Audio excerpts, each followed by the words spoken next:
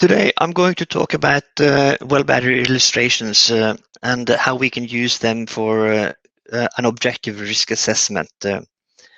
Risk assessment has a tendency to be subjective, and we want this to be an objective solution.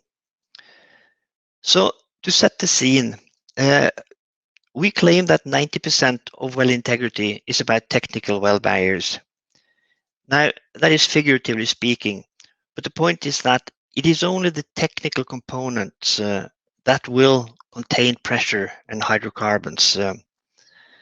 The remaining part, the organizational, operational, and functional components are also important, but they merely serve as a lubricant to make sure that everything is working effectively.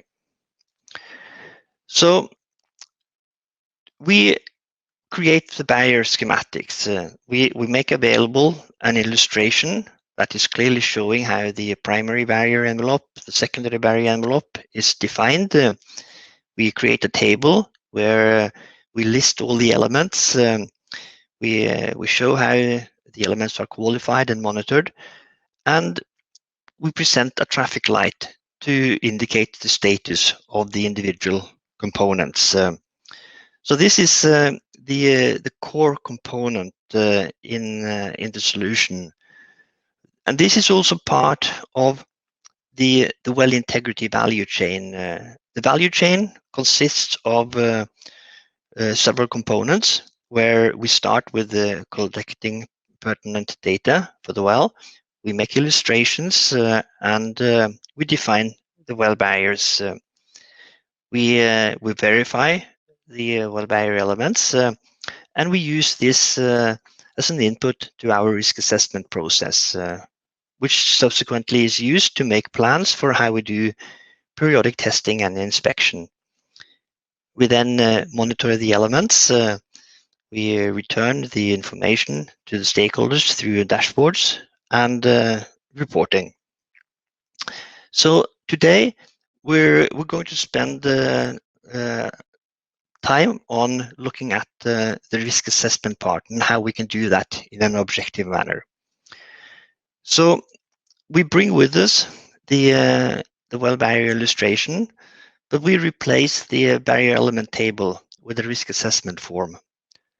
On the risk assessment form, we also inherit the list of the barrier elements together with the traffic lights, and we set up a functionality where we can look at the failure modes. The failure mode for each component is typically only in the region of 6 to 8 typical failures.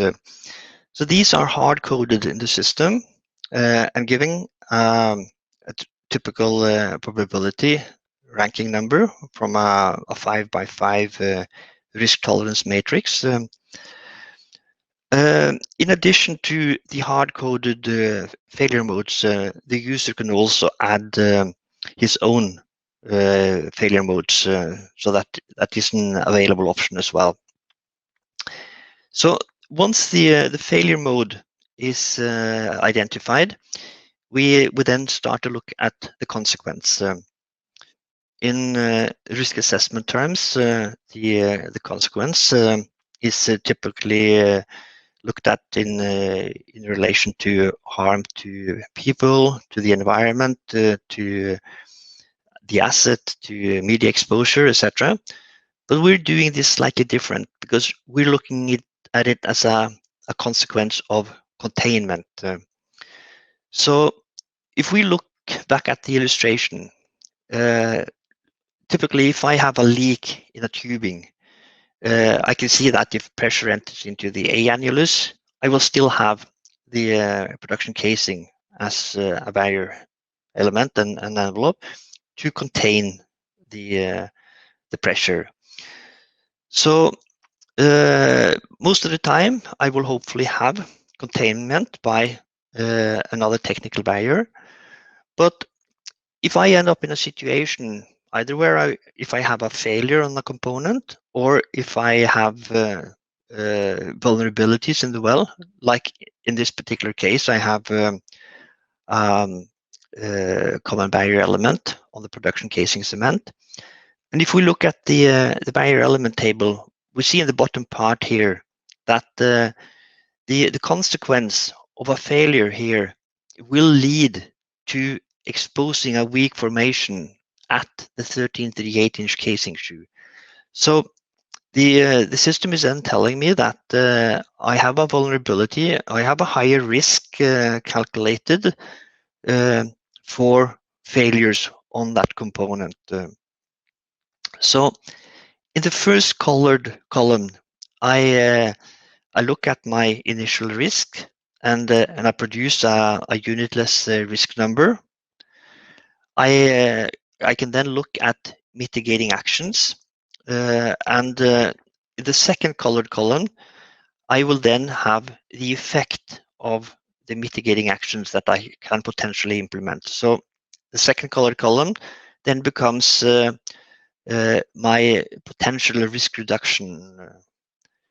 And in the third column, I have the current risk status.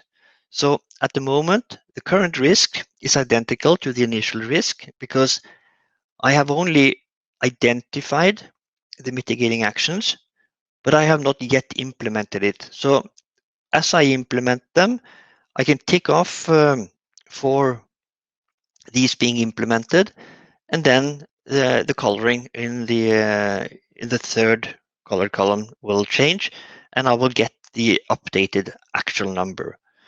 So by doing this and by having a hard-coded input, it allows all users to produce this in a consistent and objective manner, yet with the freedom to also input personal considerations if that is needed. So to summarize this short presentation, our recommendation is that you use well barrier definitions as a core component in your work. This will allow you to clearly see how your well activity is safeguarded, and it allows you to risk assess your well activity in an objective manner. And thus, you manage your wells and you manage your business. Thank you for listening into this presentation.